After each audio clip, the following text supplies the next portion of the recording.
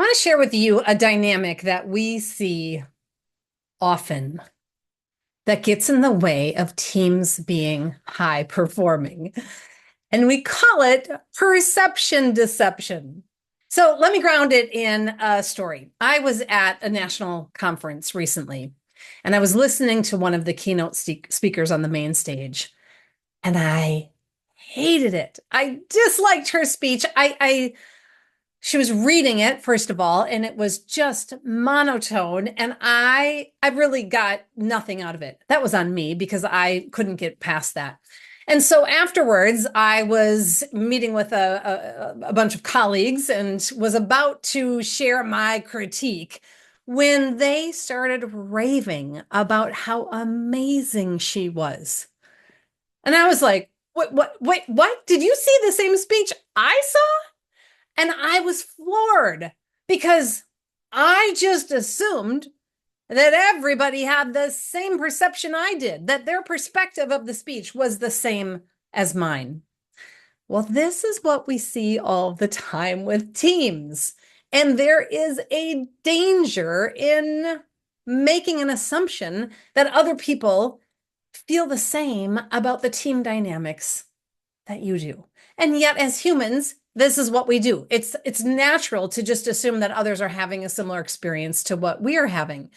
And so when you think about this, if you're on a team and you're assuming that everybody has the same standard for what a successful meeting looks like, or if the communication is good or bad, or if the decision-making process is clear, it can lead to misunderstandings and eventually conflict within the team if you are not talking about your different perceptions on these various issues and the team dynamics.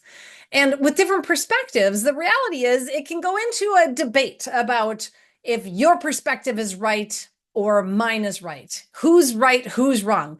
The reality is everybody is right in having their own perception. What the danger is when you are not getting curious about other people's perceptions or not sharing your own perception. And that's what we call perception deception.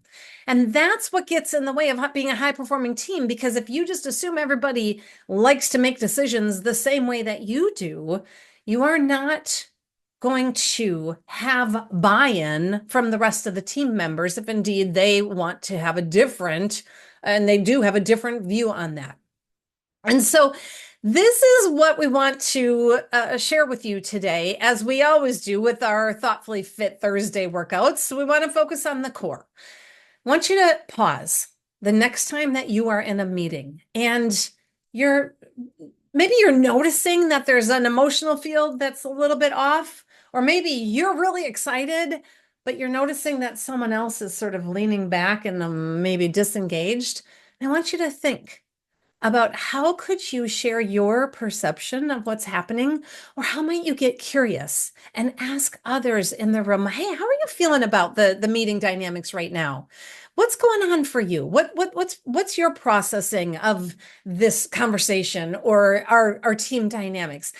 And then act from that place by asking those questions to get the perception of the other people, or sharing what your perception is so that you can minimize the deception in the moment. I'm Darcy Loma, and I hope this is valuable. This is really something that we see often. And so if you can lean into the curiosity and also the courage to share what your view is of the team dynamics, I guarantee you will start seeing better results.